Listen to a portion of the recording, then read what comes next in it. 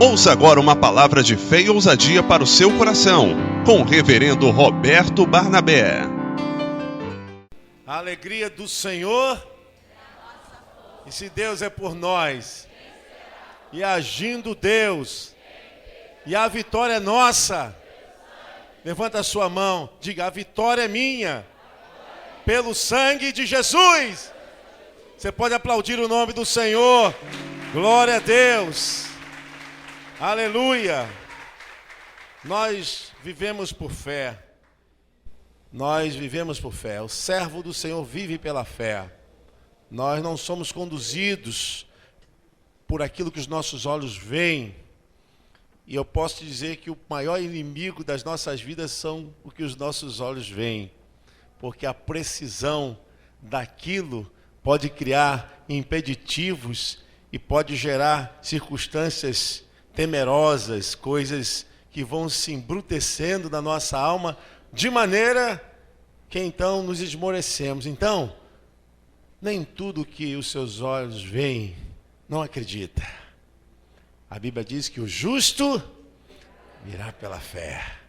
Oh, glória a Deus. Tem um sentido, né? Porque o sumo sacerdote só entrava no lugar santo dos santos sem enxergar. Ele só via a luz que tinha uma cor ametista, né? Meio azulada, aquela coisa meio roxeadazinha.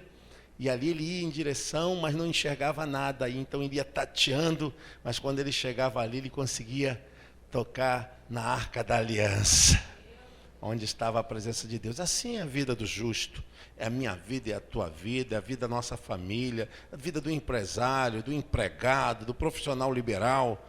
Nós estamos aqui porque vivemos por fé. Quando a Cécia estava falando aqui, irmãos, nós estamos precisando mesmo de pessoas voluntárias para trabalharem com as crianças. Estamos precisando. Por quê? Uma geração vai saindo, outra vai entrando, e a gente tem que formar novos. Então, adolescentes quiserem trabalhar a partir de 15 anos, né, Cécia?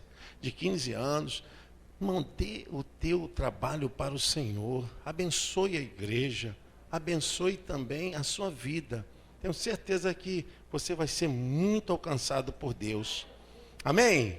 Então, nos ajude. Nós temos a EBF, aí, a Escola Bíblica de Férias, que temos 250 crianças. Então, é uma parada, mas é uma bênção. Nós estamos aí nessa envergadura. Pega a tua espada, Evangelho de João, capítulo 11, a partir do verso de número 34. Hoje também é um dia especial, onde estaremos consagrando ao ministério, como pastor local, o nosso irmão Ângelo Loche está alcançando essa dádiva, essa unção. Evangelho de João, capítulo 11.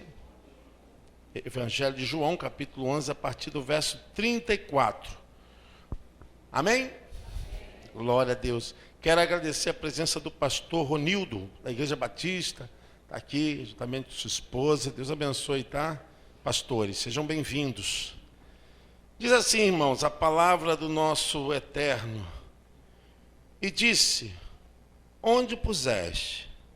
Disseram-lhe: Senhor, vem e vê. Verso 35, igreja. Disseram, pois, os judeus: vede como amava. Igreja, verso 37.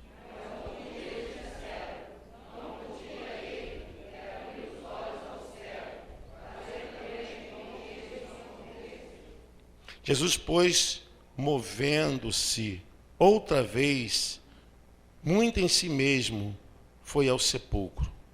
E era uma caverna, e tinha uma pedra posta sobre ela. Verso 39, igreja.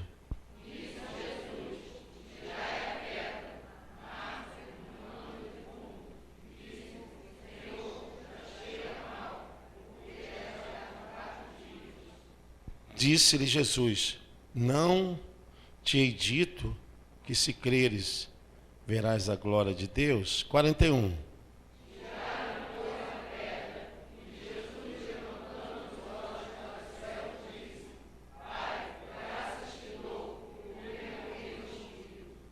Eu bem sei que sempre me ouves, mas eu disse isso por causa da multidão que está ao redor, para que creiam que tu me enviaste. 43.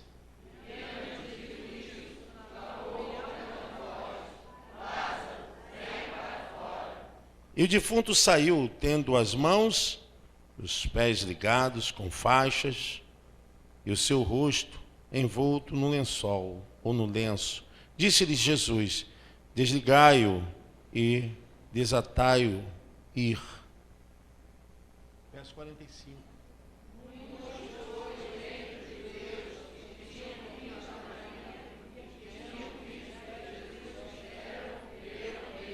Amém.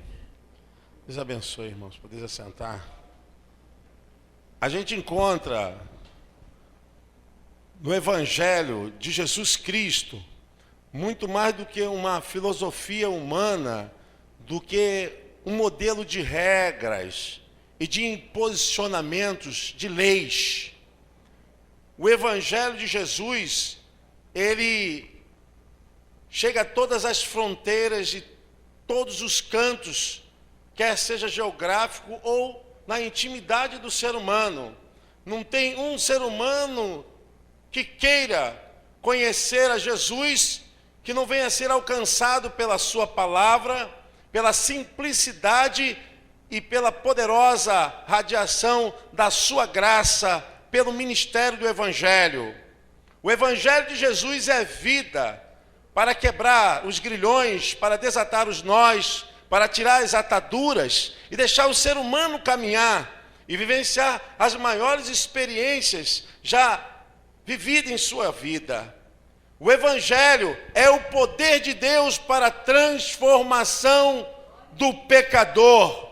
Não importa o estado que ele se encontre, não importa a condição que ele possa estar. A Bíblia diz que nós somos alcançados pela graça, e isso não vem de nós, é dom de Deus.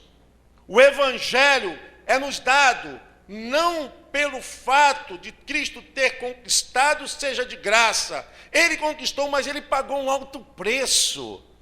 Nós recebemos sem fazer esforços nenhum. A única coisa que nos é devida exercer é a nossa fé e crer que Ele é o único Senhor, Salvador, e confessarmos como Deus das nossas almas, o pastor das nossas almas.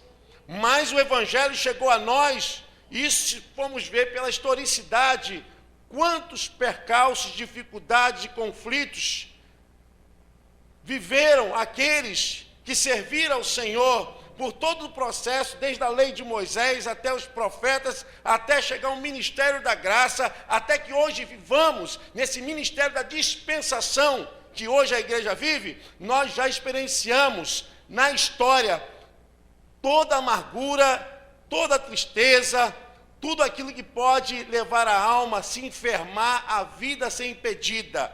Mas mesmo assim, o Evangelho de Jesus cresce a cada dia, por mais intempéries que possa se interpor. Hoje nós estamos aqui reunidos, estamos aqui nessa condição maravilhosa, mas, irmãos, bem sabemos que muitos pagaram um preço muito grande. O Evangelho rompeu com muitas barreiras. A palavra de Deus para ser pregada, estarmos hoje nesse privilégio, nesse gozo.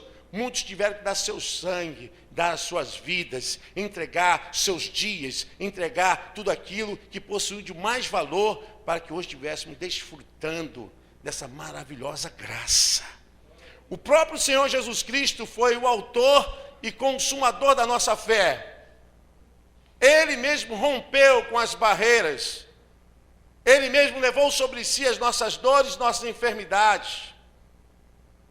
E a sua vida foi chagada, a sua vida foi enfermada, a sua vida foi levada ao maior momento de terror da história de um homem, por estar levando o pecado da humanidade.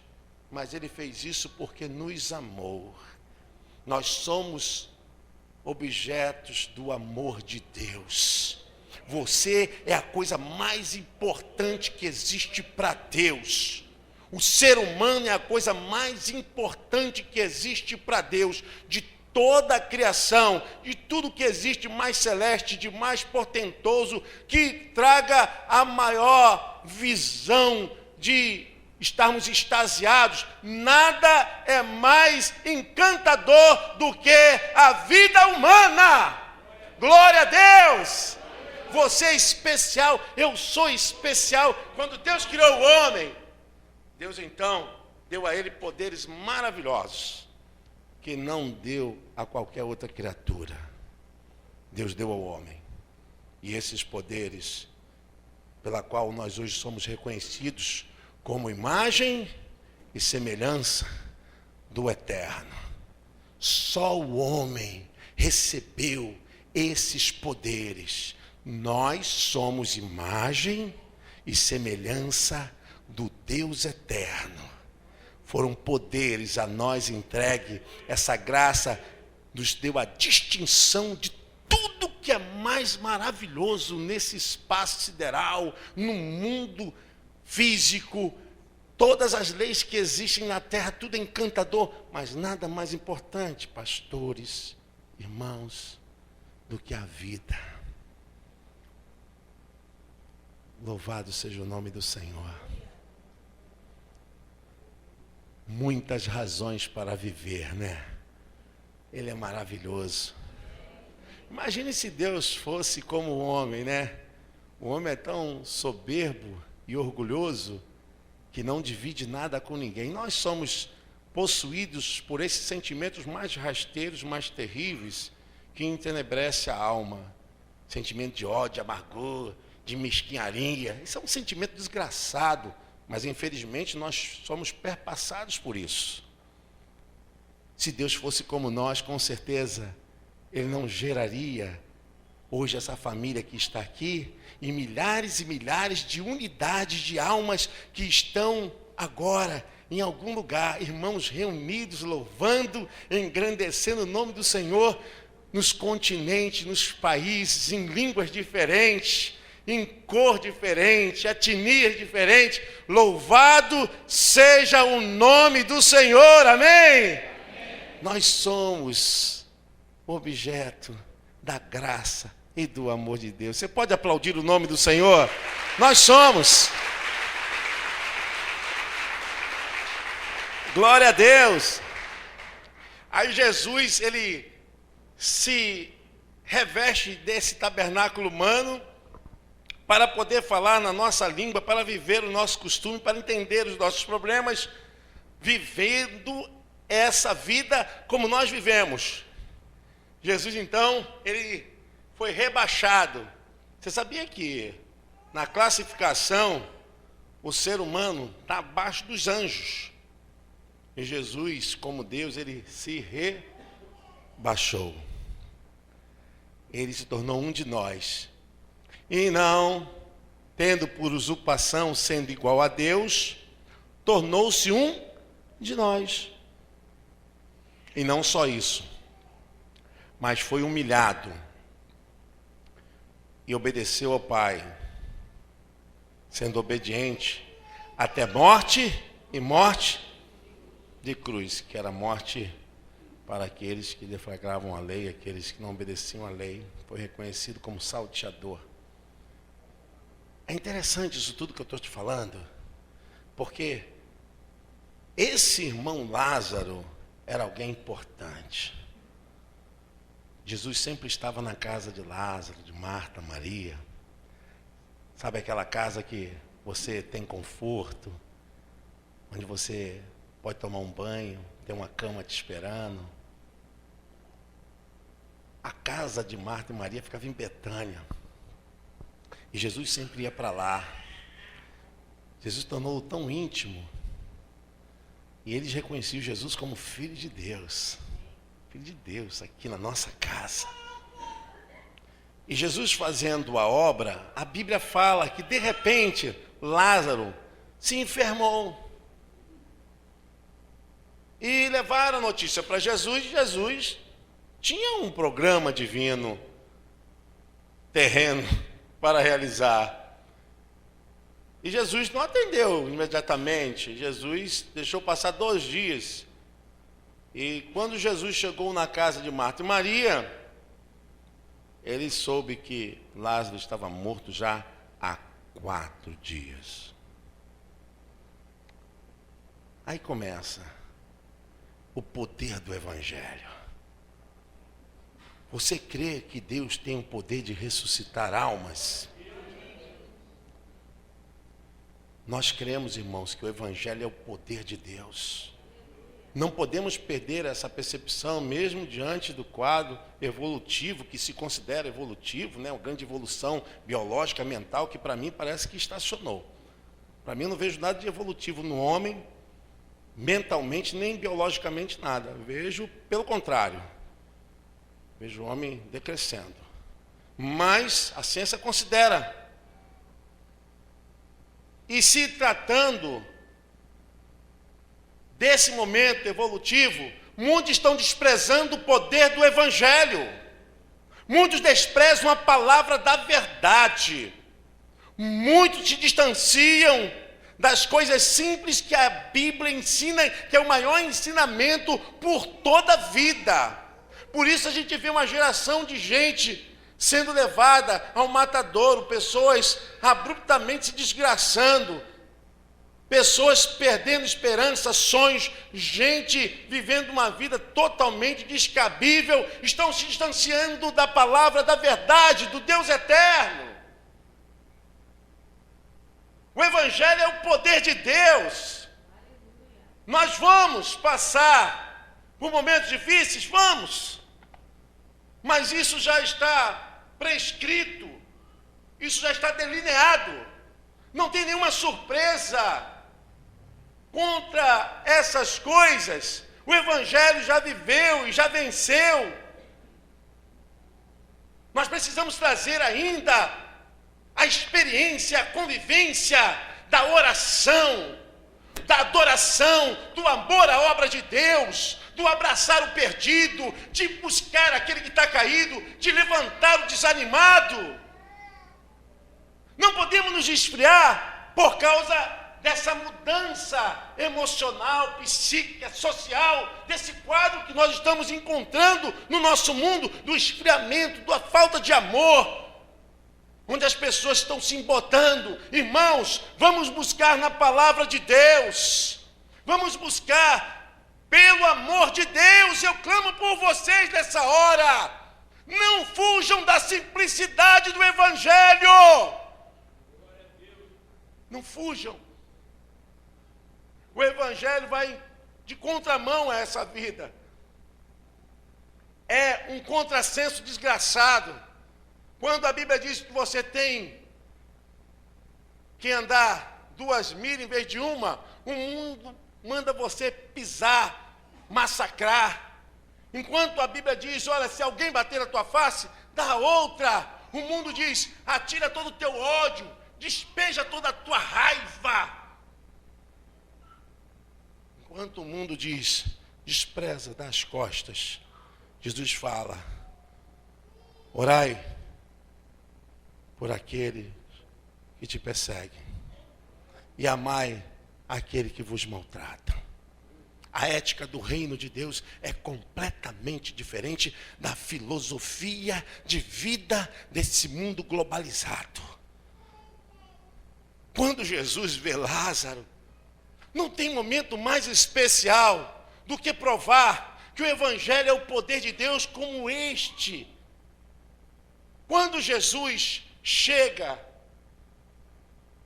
havia uma comoção muito grande. As pessoas estavam chorando. Marta e Maria reclamaram. Disseram, se o Senhor estivesse aqui, meu irmão não teria morrido. Foi uma queixa, desabafo. E Jesus, quando chegou, Jesus, então, perguntou, aonde puseram? Eles venham e vejam. E quando Jesus chegou lá, a Bíblia diz que Jesus chorou. Jesus chorou. E a Bíblia fala que naquele momento, Jesus, ele se perturbou. O verso 33 diz, na sua interioridade. Jesus, pois, quando a viu chorar, e também chorando os judeus que com ele vinham, comoveu-se muito em espírito e perturbou-se. No original hebraico diz que ele ficou irado na sua interioridade. Porque não há algo mais fatídico, não há algo que possa comover em Deus a maior sensibilidade pelo ser humano quando ver o ser humano no estado tétrico, no estado de perdição e destruição. Jesus não estava chorando por Lázaro. Jesus estava chorando em ver como se encontravam os corações, como as almas humanas estavam. Porque ele bem sabia que Lázaro já estava no seio de Abraão, que era um antegozo do paraíso. Ele sabia que Lázaro estava bem. Vocês imaginam só, Lázaro faleceu, imediatamente estava lá no gozo, pastores, amigos. Estava bem. A vida, segundo a descrição da Bíblia, na eternidade, é muito, muito, muito melhor do que qualquer condição que as pessoas venham se exibir aqui de exuberância. Lá é muito melhor. Lázaro estava muito bem. Jesus não estava chorando por Lázaro, porque Lázaro era um caso resolvido. Jesus estava chorando pelas almas que ali estavam sem crer, sem ancorar as suas almas num verdadeiro propósito de vida. Porque o que vivemos aqui é passageiro, irmãos. Todos nós temos que fazer planos e objetivos para alcançarmos e granjearmos as coisas aqui. Tudo bem. Temos que estudar, temos que trabalhar, temos que ser ponderáveis, temos que ter uma condição mental, física, equilibrada. Tudo isso faz-se necessário para vivermos aqui. Mas nada do que você venha alcançar, por mais de excelência que você venha conquistar, significa que isso verdadeiramente é um programa de vida eterna. É um programa de vida temporária. Porque, querendo ou não, esse tabernáculo humano vai esmorecendo. Essa vida vai perecendo. A gente passa. A única coisa que não passa é a palavra de Deus. Você entende por que Jesus chorou? Aquelas pessoas estavam completamente perdidas. Lázaro estava bem. Aí eu vejo o poder do Evangelho. Jesus vai lá, ele estava irado por ver aquela situação, porque querendo ou não, não é uma condição minha, e nem aqui queiram interpretar como afronta a ninguém, porque eu nem posso e jamais um homem nenhum pode afrontar outro homem. O caso aqui é a palavra que confronta e afronta. É a palavra de Deus. Porque a pessoa, querendo ou não, o que está escrito, corta para vocês e cortam para mim. Tudo que está escrito aqui corta para nós. Não importa. Ainda que você tenha uma vida boa, saudável, ainda que você seja completamente satisfeito com o que tem, se você ainda não tem um eterno Deus no teu coração, você é pobre, nu e, desculpa a expressão, miserável. Em relação ao que Deus tem para nós, nós estamos com um plano mesquinho. A ira, Jesus se aborreceu, interiorizando aquilo, foi porque viu aquelas almas ainda perto do reino de Deus, tão perto, mas sem salvação. Aí é o propósito de Deus que acontece, eu fico observando isso. Imagine como é que Lázaro estava lá no seio de Abraão, no antegozo do paraíso. Porque o paraíso não tinha sido inaugurado. A questão toda é que Lázaro devia estar conversando com quem, pastores? conversando com Abraão, com Isaac. Imagine só Isaías. Isaías deve ter... Lázaro, eu profetizei a respeito de Jesus, mas não vi, não pude tocá-lo. Como é que ele é? Vocês imaginam só essa cena? Jeremias, o encontrando. Você teve com aquele que é o bálsamo de Gileade. Oh, glória a Deus! E Lázaro contando. E aqueles irmãos sabendo daquela manifestação toda, do que o Filho de Deus, porque o propósito de Deus estava em Jesus, Jesus, Senhor e Salvador. E Lázaro lá contando, de repente, Jesus chega no sepulcro. Lázaro, venha para fora. Oh, decantarabachuriandas. Vocês imaginem só, irmãos, essa cena. Marta falando, Senhor, fede, cheira mal. E Jesus falou, Lázaro, venha para fora. Lázaro lá com Isaac, com Abraão, com Jacó. Lázaro conversando com Isaías, com os profetas, com Jeremias, falou, ele está me chamando. Eu tenho que ir. A sua voz faz novamente ressuscitar. A sua voz tem poder de trazer vida aos que estão no mundo terreno, debaixo do império da morte.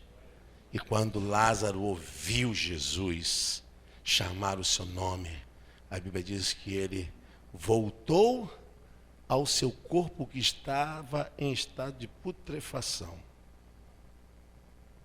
Amém? Mas quando tiraram as ataduras, Lázaro estava completamente normal. Há poder no Evangelho de Jesus Cristo. Não há lei, não há impedimento que possa criar obstáculo para a sua voz, porque Ele é Deus Criador. Não há nada, até uma carne que esteja em estado de decomposição, pela voz do Eterno, pela voz daquele que é todo-poderoso, Ele faz novamente a reconstrução dos tecidos, da vida ao que não tem. Ele tira aquilo que está em estado de terror e dá novamente saúde e dá vitória para a glória de Deus. Amém? Você pode aplaudir o nome do Senhor?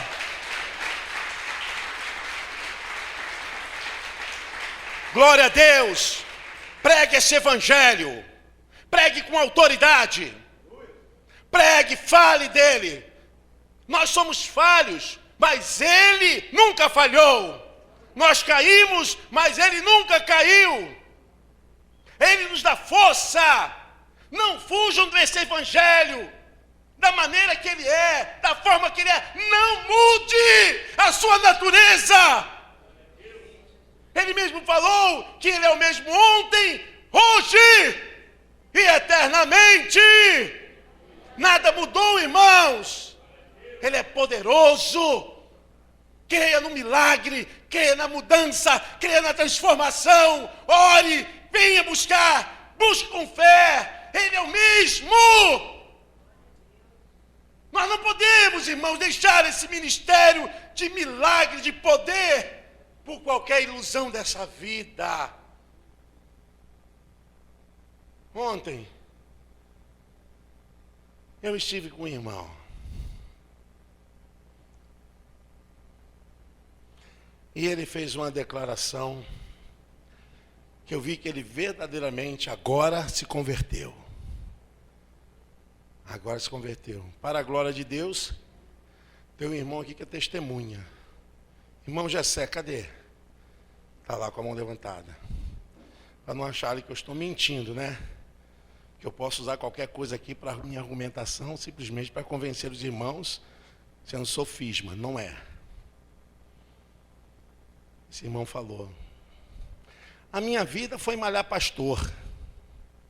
A minha vida foi falar mal da igreja. A minha vida foi achar defeito nos outros. A minha vida foi sempre falar mal de tudo quanto é trabalho da igreja. E ainda eu era ladrão, que eu não era dizimista. Não foi isso, Jessé? Amém? Está lá, irmãos. Pastor, a minha vida só andou para trás. Eu só andei para trás. Eu só vivi na ruína. E eu falei: o que aconteceu com você? Pastor, eu agora estou trabalhando para Jesus. Estou trabalhando para Jesus. Eu não quero nem saber quem é que está errado. Não quero saber quem é que faz isso, faz aquilo. Eu quero trabalhar para Jesus, quero fazer a obra de Deus. Ele se converteu ao Evangelho. Porque o Evangelho, irmãos, não fica preso a essas mesquinharias, essas besteiras, essas coisinhas de orgulho, de sentimento humanista, dessas coisas que nós tratamos, achamos que o reino de Deus é um particular da nossa vida interior. Não é nada disso. Ele: pastor, agora eu me converti mesmo. Eu nem sabia que ele estava com raiva de mim também. Não foi, Jessé? Eu não sabia não. Falei: meu irmão, mas o que eu te fiz? Ele: não, porque o senhor não atendeu a minha esposa. O senhor podia fazer um tratamento psicológico com ela, o senhor não fez. Eu falei: irmão, foi por causa disso? Eu falei: não, irmão, a sua esposa não queria se tratar comigo. Uma questão de ética profissional. Não tem nem rapó, não tem nem um acordo terapêutico. Quando a pessoa não quer fazer, não tem como a gente fazer um tratamento psicológico. Ele: pastor, mas na hora eu não entendi isso. Depois que eu fui entender, fiquei com raiva do senhor. O senhor me perdoa?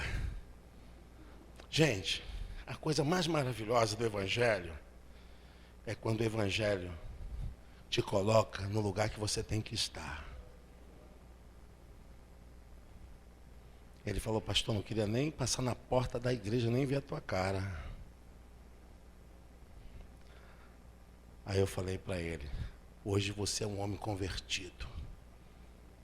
Hoje você se converteu. Nós precisamos pregar essa palavra. É essa palavra que cura, que liberta. O que está em jogo aqui, irmãos, é a questão da vida eterna, da salvação eterna. Nós não podemos ficar digladiando. O tempo hoje é essa declaração que Jesus deu aos judeus: eu fiz essas coisas para que eles crescem. Os milagres, os poderes de Deus vão se manifestando para que o nome do Deus eterno seja glorificado. Não é o homem. Eu nada sou, você nada é.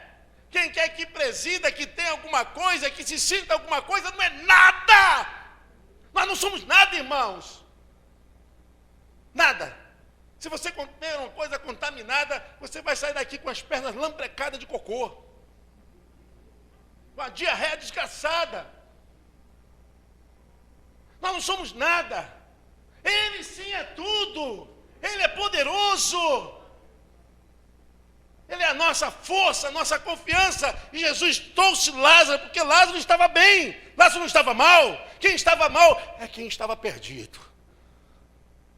Jesus disse: olha, eu fiz todas essas coisas para que eles cresçam.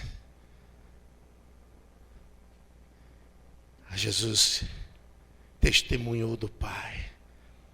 E a Bíblia diz: e o defunto saiu, tendo as mãos e os pés ligados com faixas, e o seu rosto envolto num lenço. Disse-lhes Jesus: desligai-o e deixai-o ir. Jesus, então, depois daquilo ali, o cara que estava 4 dias morto, a Bíblia diz que levaram ele para a churrascaria: vai comer. Estava com fome. É o poder de Deus. Se você quiser me questionar como é que isso pode, eu não sei te responder. Eu só sei que aconteceu. Pregue essa palavra. Há quantas pessoas do teu lado? Há quantas pessoas morrendo? Você pode falar do amor de Deus, do grande propósito do Evangelho. Irmãos, não tem maior alegria nos céus quando um pecador se converte. Não é porque o irmão ganhou uma casa bonita, amém. Glória a Deus. Né? Também quero uma casa bonita. Quando o irmão compra um carro novo, opa, eu também quero um carro novo, isso é bênção. Quando o irmão é promovido no trabalho, quando o irmão ganha o melhor salário, opa, bênção. Mas nada disso diz que os anjos cantam lá nos céus. Nada disso diz que há festa nos céus. Sabe quando há festa nos céus?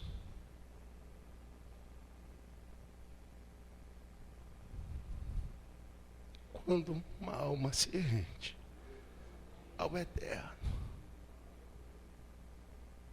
Quando alguém se converte. A alegria no céu.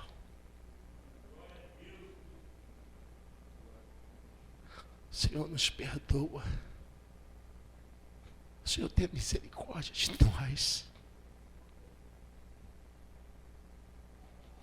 Nós somos tão egoístas.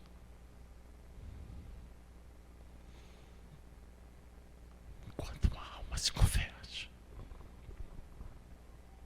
há alegria nos céus.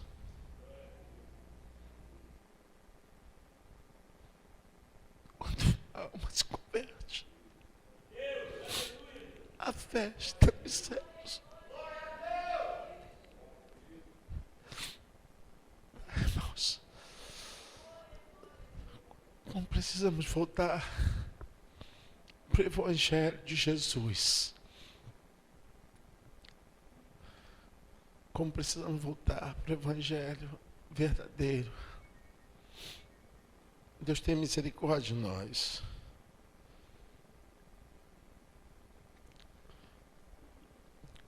Não julgue ninguém. Não condene ninguém. Isso não é Evangelho. Eu não estou na igreja porque a igreja só tem santos. Eu estou na igreja porque nós devemos viver em comunhão. E a Bíblia diz que eu tenho que ser servo do meu irmão. A Bíblia não diz que o meu irmão tem que me servir, não. Que eu tenho que servi-lo. Nós estamos aqui para servi-lo. Porque Jesus não veio para ser servido. Jesus veio para servir. O maior problema, irmãos, é que queremos fazer o Evangelho de Jesus. O Evangelho segundo os nossos caprichos. E não é. Eu creio que para o ministério pastoral, para as missões, para os trabalhos determinados, é Deus que nos escolhe. É Deus que nos escolhe. Mas não pense, Ângelo, que você é sabedor de tudo. Que uma coisa você vai aprender de antemão. Deus vai ferir teu orgulho, filho. Você vai querer falar, Deus vai falar, cala a boca. Você vai querer fugir, Deus já fica. Você vai querer passar de longe, Deus não, vai lá e vai apertar e vai abraçar. A primeira coisa vai ser o seu orgulho. E você pode dizer, pastor, eu já faço isso, sou simples. Você não sabe ainda que é ministério. Ministério é sofrer. Ministério é se sacrificar. Ninguém quer ser pastor, ninguém quer ser obreiro, quer título de estrelismo.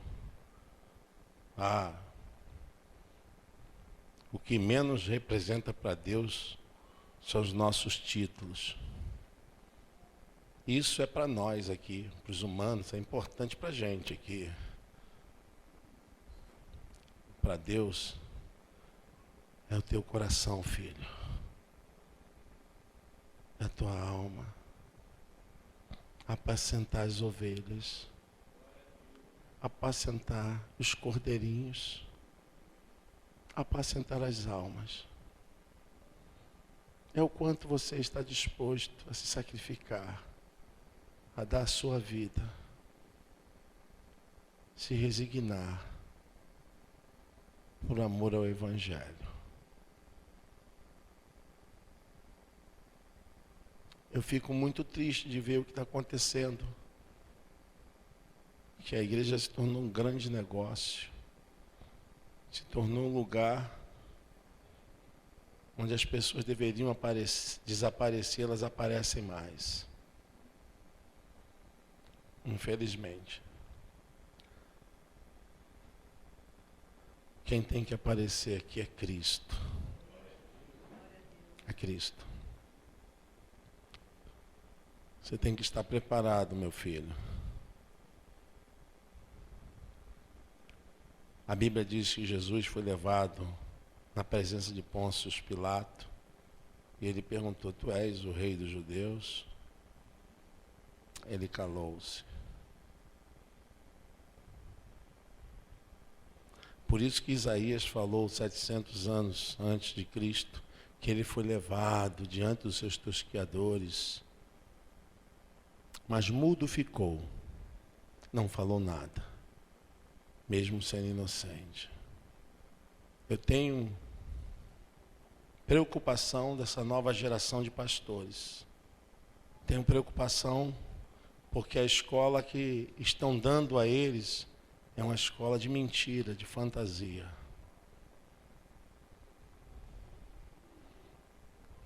Você tem que ter amor pelas almas. Pastor, ele apacenta as almas. Pastor não escolhe quem vai cuidar. Irmãos, pastores que estão aqui, vocês não são donos de vocês. Eu não sou dono de mim mesmo. Eu sou conduzido para onde Deus quer que eu vá. E não tem essa, porque a gente pensa logo na congregação. Sou pastor dos membros congregados. Eu sou pastor de qualquer alma, seja ela espírita, budista, seja ela chitoísta, seja ela católica, seja ela ateia, não importa a alma. Deus nos chamou para sermos pastores das almas. E é isso. Jesus falou para apacentar os meus cordeirinhos. Cordeirinhos.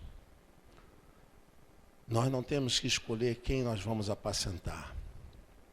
Em qualquer lugar que você estiver, onde você se colocar como servo de Deus, apacente as almas.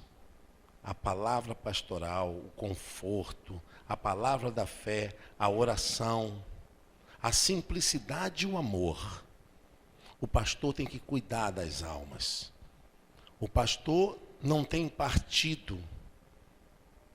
Nós não temos partido religioso. Nós somos de Jesus Cristo. Seja simples, humilde. Se coloque na vontade de Deus. Eu sei que esse momento é importante para você. Mas é um momento também que vai te pedir muito. O pastor é apacentador e ele também é pacificador. Nós temos que cuidar das almas. Eu não tenho que ficar de lado A nem de lado B. Eu tenho que ficar de acordo com a Bíblia. Os maiores problemas que nós estamos enfrentando hoje, irmãos, é que nós, pastores, perdemos mais tempo para conciliar irmãos do que para orar, do que para estudar, do que para estar fazendo cultos. Digo isso porque você ainda não sabe o que há de vir. Mas espero, você não se esqueça desses conselhos. simples que a Bíblia nos deixou. Nós cremos que o Evangelho é a graça de Jesus quebrando as envergaduras do nosso ser. Nós somos livres em Jesus do pecado, mas nos tornamos agora seu escravo por obediência.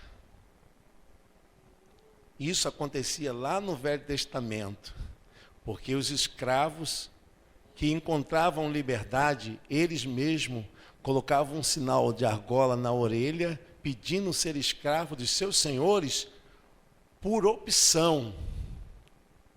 E assim nós somos hoje. Cristo nos libertou para sermos seus servos, principalmente nós pastores. O peso é muito grande, meu filho. Espero que você aguente. Tem um lombo grosso. Choro, oro por sua vida. Cuidado com suas palavras. Cuidado com o que você fala. Porque tudo isso agora vai ser diferente. Se você era olhado, agora o Big Brother todinho vai chegar em você. O pastor tem que ter ética. O pastor tem que pregar, tem que orar, tem que ler a Bíblia. O pastor tem que ser a favor dos princípios que regem as Escrituras. Temos que ter muito cuidado. Esses dias aconteceu de eu usar o espaço do Facebook, do WhatsApp, e mandei uma mensagem e parece que a pessoa entendeu errado a mensagem. E eu não estou falando isso para você não, é que eu ponho um pensamento todo dia para os irmãos. Aí falei assim, por acaso te magoei em alguma coisa? Porque as pessoas estão tão melindradas, né? Vivem tão melindrosas, que a gente não sabe, às vezes coloca uma coisa lá e acha que é para ela. Aí, não, pastor. Falei, minha irmã, se eu te fiz alguma coisa, me perdoe. Nós precisamos ensinar nossas ovelhas a como serem. Não adianta a gente pedir para que elas sejam se nós não somos. E eu tenho condição suficiente, irmão. Se errar, pedir, irmão, me perdoa, eu errei. Isso não vai me diminuir em nada, pelo contrário. Isso vai me dar crédito diante de Deus. Então, se prepare, a sua vida de Jesus, tudo que você tem, teus dons, talentos, pertence ao Senhor. E nós queremos rogar a Deus, irmãos, que nesse dia, o nosso irmão Ângelo Loche possa encontrar a provisão, possa encontrar a unção. Eu creio que Deus tem um chamado para a vida desse moço. Eu tenho certeza. Porque quem chama é Deus, os homens acabam certificando. Então, nós estamos certificando o Ângelo como pastor, como ministro local da Igreja do Nazareno em Olinda para servir ao Senhor. Para fazer, compreender que está nesse ministério, é um ministério que tem que andar segundo os princípios da palavra de Deus. Eu oro para que você possa preencher, ser usado, que através de você, pela aprovação dessa igreja, o Evangelho de Jesus seja pregado, almas se convertam, você seja usado. Quando você estiver triste, conte com a ajuda de Deus. Conte com a ajuda de pastores, de amigos, que podem interceder, que te amam. Cuidado com o teu coração. O coração é enganoso. Mais do que tudo, diz a Bíblia, Jeremias 17:9. Enganoso é o coração, quem o conhecerá? Aí diz o texto mais abaixo, só Deus, porque eu não conheço o teu coração, nem você conhece o meu. Mas eu conheço o meu coração e Deus conhece. O teu coração você conhece e Deus conhece. Mas a Bíblia diz, não confia no teu coração. Que dilema, né? Por quê? Quando a Bíblia fala não confia no teu coração, está se tratando de você não confiar na sua capacidade, na sua força. Confia no Senhor, sabe por quê? Nós somos falhos. Eu sou falho, você é falho. Confia em Deus. Confia em Deus. Porque a palavra de Deus nos diz, irmãos, que nós somos como a erva do campo, que nasce, cresce, fica bonita, mas daqui a pouquinho murcha e cai. Nós não somos nada, filhão. Ele é tudo. E que você continue trilhando, caminhando. Cuidado com o Facebook. Eu intercedo por você. Cuidado com o Facebook, meu filho. Cuidado com o Facebook. Cuidado. Conheça aonde você tem as suas deficiências. Isso não é nenhuma fraqueza, não. A Bíblia diz, Mateus 26, 41, vigiai e orai, para que não caia em tentação, porque na verdade o espírito está pronto, mas a Bíblia está dizendo o seguinte, meu irmão, vigie as tuas fraquezas. Fala assim, Barnabé, vigie as tuas fraquezas. A gente tem que vigiar nossas fraquezas e orar por essa fraqueza. Ora por ela, porque é vigiar a tua vida, não é vigiar a vida do irmão, né? O pessoal pensa que é vigiar e orar, vigiar a vida do irmão, é vigiar a tua vida, o abençoado. Né?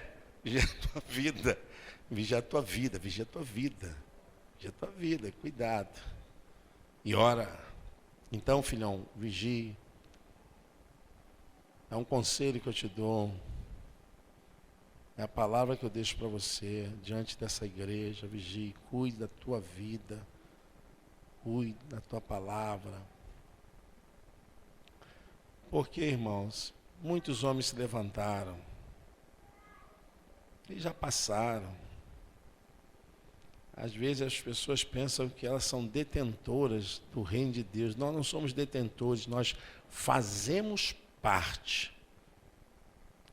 Tenha humildade, meu filho. Se dedique à leitura da palavra de Deus, suas orações, seu devocional. Você é um homem de Deus. Você sabe que Deus te chamou. E nós queremos nessa hora reconhecer, te abençoar e sermos abençoados. Porque você é bênção para nós. E queremos pedir a essa igreja que no mesmo nível de honra possa honrar o nosso irmão Ângelo. Eu sou das antigas. Eu vou dizer assim, das antigas dentro do Ministério Nazareno, assim, quando houve a divisão do distrito, quando era só um distrito, Rio-São Paulo, aí passou a ser distrito Rio-Baixada, quando se tornou Rio-Baixada e Rio Grande Rio. Eu faço parte desse tempo, a irmã ali também faz parte. Nós somos antigos, né? Nós somos novos, né? Da Ilse também. E meu filho, vou te falar uma coisa. Fica simples. Fica simples. Eu já vi muitos pastores achando, pensando, e não é nada disso. Não é nada disso. A vida nos ensina que nós temos que viver em modéstia, em simplicidade, e sermos vasos nas mãos do oleiro. Então, cuidado. Cuidado. Né? Jeremias 23 que fala, a direção é para os pastores que não cuidavam das ovelhas. Ai dos pastores que dispersam as minhas ovelhas, diz o Senhor dos Exércitos. Eu vou atrás de vocês.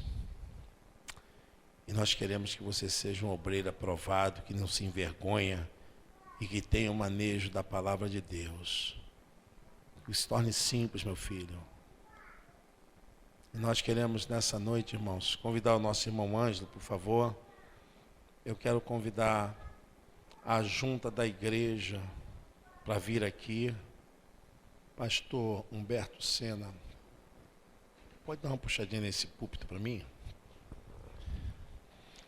A Igreja do Nazareno, ela tem um governo representativo, um governo que é eleito pela igreja, que auxilia o pastor. A ordenação de um ministro local é a indicação do pastor, com a aprovação da junta da igreja. E o nosso irmão Ângelo, depois de ser analisado pela junta, ele foi aprovado pela minha indicação. E segundo o manual, ele recebe a